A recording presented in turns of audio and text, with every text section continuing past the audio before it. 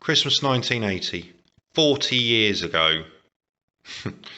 So, inside my R545 GWR freight set was this catalogue, the 1981 Hornby Railways 00 gauge catalogue, Ticket to Ride. Just like the song, we got a ticket to ride. This is my original one. I bought one, excellent condition one off eBay, and then found this. I knew I had bits of it. I didn't realise it's complete. It is ratty. Look, it's been stuck together with sellotape. It's ripped. The front cover's in pieces. That's because I used to read it all the time. That's what we did back in those days, back in the 1980s. We read the same things. We kept everything, same comics and all the rest of it. But anyway, I digress. Let's have a look inside. So you've got obviously the opening page and so on. And the introduction of how everything works on Hornby, you know, how you go the design and manufacture and stuff whizzing around, and you know, it's a good little read. So if you can get one, if you're interested in this sort of thing, do it. Now, get a set and you're off. So let's have a look. What set shall we get? What set shall we get? We shall get for Christmas 1980 the R535 GWR freight set with the 040 tank loco, which has a number 101 on it. 4 wagons, which were McVitie's, biscuits, Texaco, oil, petrol, fuel, Texaco. That was a red one. There we go. Arnold Sands plank wagon, Scarwood plank wagon. There was an oval of track. It wasn't a proper decent oval. It literally had one short uncoupling section and another short section to match it. So my memory of it being a circle isn't massively out. It also had a very small and not very powerful track power controller, which took everything around nice and slow. Needed replaced eventually. A little fold-up cardboard tunnel that somehow survived for years and years, getting used all the time, and a little level crossing. It was really nice. It was good fun. It was a good fun little set, and that was my introduction, and led on to the others. Now, a few years in the future, and I'm not sure when, but it's after it's discontinued, I got the Duchess of Abercorn. R542 was the mail train set. I got it individually. Now, I was poring over this and I thought it was gorgeous. And here's my writing from way back in childhood. I do like this one, signed M. Crane. That's very anal of me. But I thought that was lovely. Now, I had the Royal Mail set. Well, not the set. I had the Royal Mail coach with like these bits, what have you, in GWR, which I used to play with. Now I have the LMS one, and my layout, if you've seen it, is all LMS. But yeah, I absolutely loved the look of that beautiful LMS maroon and black 462 Duchess class locomotive. Gorgeous. So we shall turn a page. So track packs. So tell you all about this. Tell you, oh, you can buy this, you can add this in, you can add in this, you can make this, you can do this. So they were very good at marketing to you, especially as you wanted to keep stuff like this, you know, and it was a decent quality and great photography, really. I mean, you know, you've got that with the black background showing the smoke and steam, and you've got a setup where it's all looking realistic. And actually, I really like the line drawings. So, you know, you had all this fueling your imagination. And then you'd start. So we're in section. So this is the GWR offerings, the Great Western Railway, God's wonderful railway. They're all very nice. They're all very nice. You know, you've got the sets being put together. So here we go. We've got number 101, the 040T loco that I had in my set. And it tells you a little bit of history as well, which for me has always been an important thing. Number 101 was built at Swindon in 1902 as an experimental oil burner. As this did not prove to be very successful, it was converted to coal burning in 1905, and it is in this form, with coal bunker added, that it is modelled by Hornby. As with all GWR locomotives, it makes an interesting and attractive subject, and you can see I put a tick there. And here it is with the 2 4-wheel coaches that I was later to get. So here shows the rolling stock. So you've got the composite coach, brake third, composite restaurant car. Going down the 4-wheel coach, again we've got our little tick. Lovely. And then some GWR wagons. Then we go to LMS. The realm of the London, Midland and Scottish. Another lovely line drawing. 1000, I've actually got that loco. So at the time I didn't have any of these.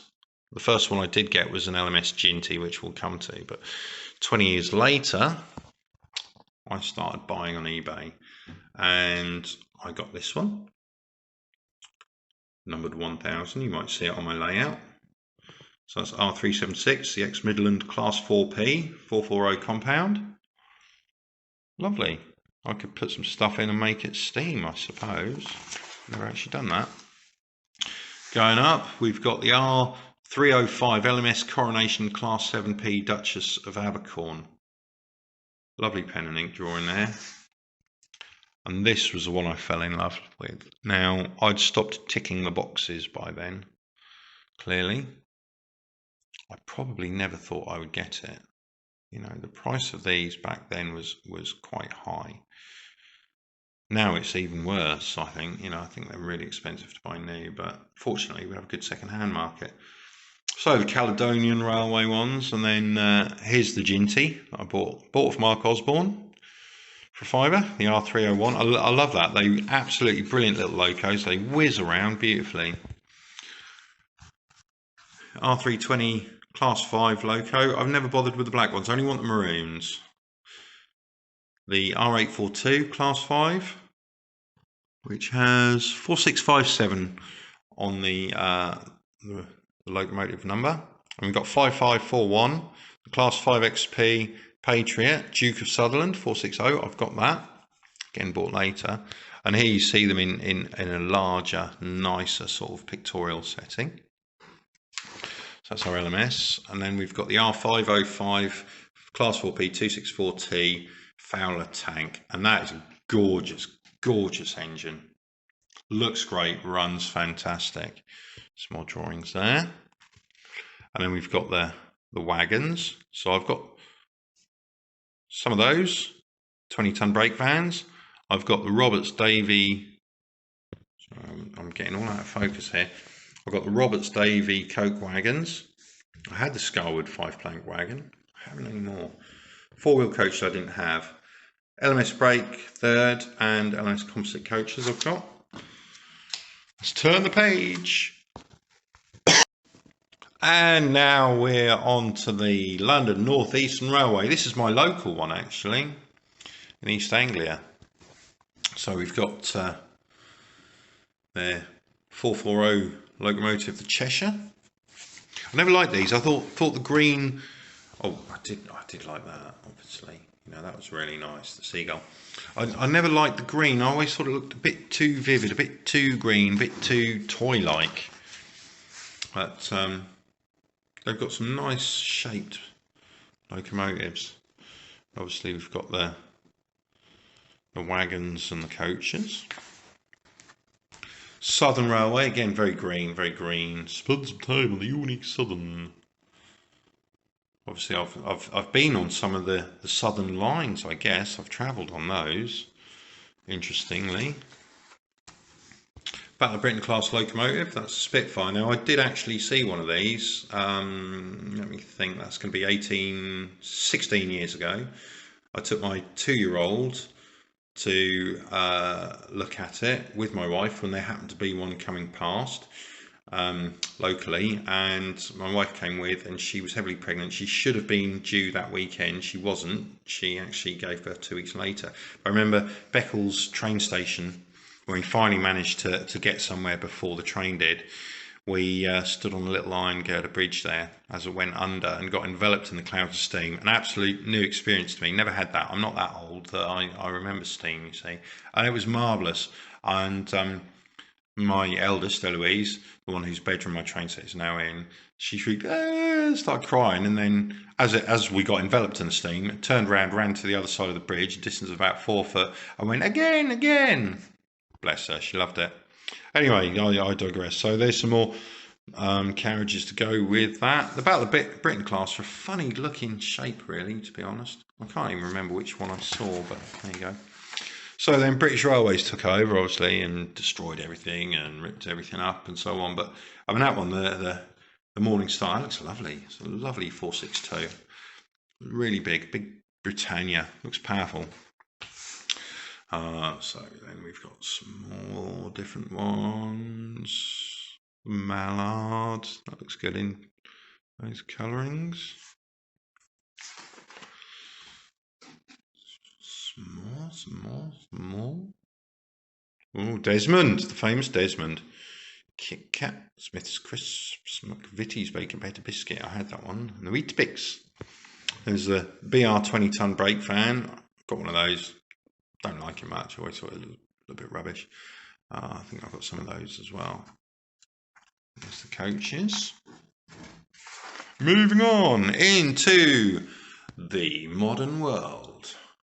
So British Railways, Intercity 125, the APT, Advanced Passenger Train. It was big news at the time and amazing. I've never seen one. Not sure many people did.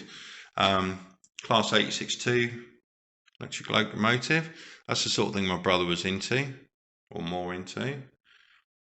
And we've got a 52C, CC. Shunter. My brother had the little diesel shunter. It's quite a nice looking thing in a very sort of square, weird, boxy shape. Some more here. The Class 25s, diesel electrics. Class 29. Oh, that's the same to me, to be honest. Class 35. Oh no, there's a Class 87 now. I saw one of these in Lowestoft the other day, or the other night, should I say. It's about 3:30 in the morning. I happened to be driving around town, as I generally do, being all nefarious. Oh, I had that wagon. I did. Don't know why. I don't know where it came from. But yeah, I saw one of these with DRS Direct Rail services, all lit up at night. I've got a little bit of video and photos. I recognise it as being old. Introduced 1961, so it's like 12 years older than me. Oh, yeah, so the modern coaches. Don't know if my brother had coaches. Certainly didn't have a mail train. So it shows you can put lights in the coach. That's quite nice. So in the wagon, so you got Texaco one. I had that. The ventilated van, had that. Always wanted this, but it's a bit cheesy, real sort of toy-like thing. So the BR 20-ton brake van. I might have stole that off my brother, actually, come and think of it. We weren't looking. Don't tell him, won't you? There we go. R238, the MGR hopper wagon. Limited availability. Oh, I wish I still had it. I could sell it. I probably flogged that at a car boot sale or on eBay a few years back. Oh, 01. Some sort of electronic system for controlling up to 16 different locomotives independently on a layout. Look at that. Look at that. That's like a forerunner to DCC, I guess. Look at that. It's all, oh, look at that. It's like some sort of Atari thing. Brilliant, brilliant. And then, look, you got this. Whatever that is. What is it? Illuminated monitoring of point sets. Looks fantastic, looks complicated. This, if you're interested in it, is in the 1981 Ticket to Ride catalogue. So what else we got? Here we go. So yeah, some sort of point motors and electric clips and power controllers and circuit controllers and passing contact lever switches and whatever they're called. The Hornby track system. So this like tells you what you can do. You can get all these different bits and pieces of track. That's quite nice, actually. It's quite artistic. That would be quite a cool sort of thing to mount onto the wall, actually. Quite like that. It's quite pretty. It's quite pretty. You can pin that up. That's quite good. I quite like that. It's not quite the Leonardo da Vinci with man with like 10 arms coming up like side. You know what I mean. Power clips. No, I do like that. That looked quite cool. Then, oh, just get your imagination going. So, you know, dioramas, model railways, etc., etc. So it shows you some of the little things, the things that you buy with your pocket money. Look, 75p for some fencing, which I never bought. The buffers, I've got some of them. I've got pins, obviously. Those buffers. My brother had one of those. I was jealous because it's springy. Bing, bing. It's great fun. Little sections of track, uncoupling track. I had that. I had this as well. What do I had both? Uncoupling ramp and marker sign. Track underlay. Never did get that. But then we look in here and you've got the inclined piers, buffers. You've got the goods sheds, engine sheds. You've got the various wagons, lots of track, trees, bridges, trains, water towers, signals. You know, it just builds your imagination, makes you think, wow, this is achievable, and it's all really nicely done. The turntable that everybody wanted because it's just like amazing. Probably a bit useless, to be honest. You need quite a big track, but it was just like the whole concept of having that was amazing. Single track level crossing obviously had. There's a double track one as well, but they were very toy-like a lot of their buildings. I mean, this looks pretty good. The operating all wagon set. I don't know, what did it do? Did it tip or? Yeah, there's a mechanism underneath which is released by a striker on the bridge. As the vehicle is pushed across the bridge, its load is automatically discharged in another vehicle waiting below. I mean, that's awesome. That's hours of fun. So, signals. So I had that one, distant signal. I've got one of those. I've now got a load of 001s, so I've got sort of like this kind of thing, and these, and no, double ones that you can't see. What is really good is it explains how to lay it out, what it means. Home junction signals, distant junction signals, distant signals, home signals, you know, and they're placing in relation to points, to stations, and so on. So it shows you all the different ideas there. And then obviously R055, the coloured signals. A pound. What was the pound? That or that? Could be the signal box. Could be the coloured lights. Who knows? Uphill and down dale and into depot. So here we go. What is there? What is there to be had? Well, there's tunnels, viaducts, bridges, inclined piers, high level piers. So I've got some of those. They're going on eBay soon. Engine shed. I've written airfix £1.40 up there. I guess they did one as well. There's the engine shed. I've got one of those kicking around. It's a water tower. I've got a few of these water cranes. I like those. They're die cast metal. They look really good. The water towers just look rubbish. So does that. I mean, I've got the goods shed as well, and the loading gauge there. It's just a one-piece plastic thing. It's a bit rubbish, but these are just really plasticky, toy-like things. Diesel maintenance depot looks quite good on that picture, not so much on that. But I had hours of fun with that. That was really good. Station halt.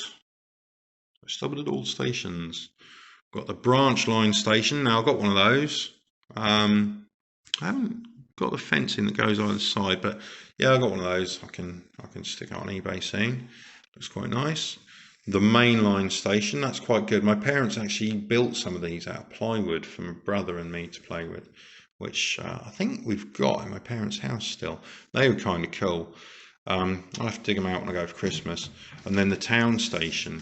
So you had all this input of what you could do, and then other accessories to the end of the line. So bits of platform, fencing. You got the platform canopies. Got some of those. They go on eBay. I don't need any. I don't want platforms, buildings on my layout. And then the little booking hall, and yeah, it's just all available. It's really nice. The footbridges, bungalows, petrol station down there. There's my coaling station. Ticked. I really like that, actually. That was a really cool little model. I think I've still got that bit of hut, not the whole crane, but I did like that one, R191. And then we come to the end and see your Hornby Railways dealer is W.H. Smith's Lowestoft. Nah, it isn't. It's Hannants in Lowestoft, which is where this came from and where this is stamped from. And that, my friends, is what I had for Christmas 1980. Well, I had the GWR freight set. Those were in with it.